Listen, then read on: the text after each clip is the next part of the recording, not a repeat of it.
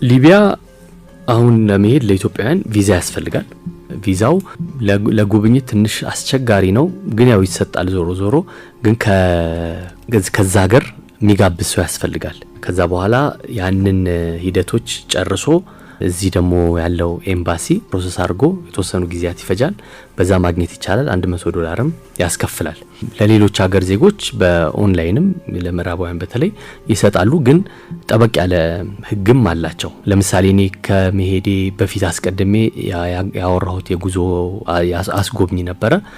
እሱ አሁን የት እንደሚሄድ መሄድ እንደምፈልግ ነገረኝና ከዛ በኋላ ለነዛ ቦታዎች ደግሞ ልዩ ፈቃድ ያስፈልጋል ከከተማ ለመውጣት ማለት ነው። አዎ እኔ አሁን ትሪፖሊ ነው የነበርኩት፣ ግን ከትሪፖሊ ውጪ በጣም መጎብኘት ያለባቸው ጥንታዊ ቅርሶች ያሉባቸው ከተሞች አሉ። ግን ወደ ነዛ ለመሄድ ፈቃድ ያስፈልጋል። ነገሩ በጣም ውስብስብ ሲሆን በቃ እኔም ተውኩት እንጂ ማድረግ ይቻላል። ፈቃዱን ከየት ነው የምጨርሰው? እዚህ ሆነ ወይስ ነው? አይ እሱ ነው ፈቃዱን የሚያወጣው።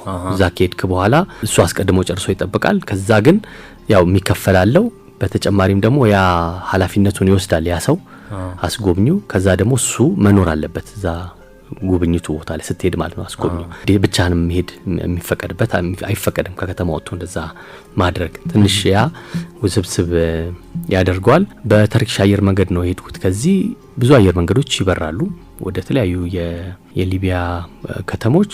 እዛውም ከአንዱ ከተማ ወደ አንዱ ከተማም ብዙ በረራዎች አሉ። ኢትዮፒካሊ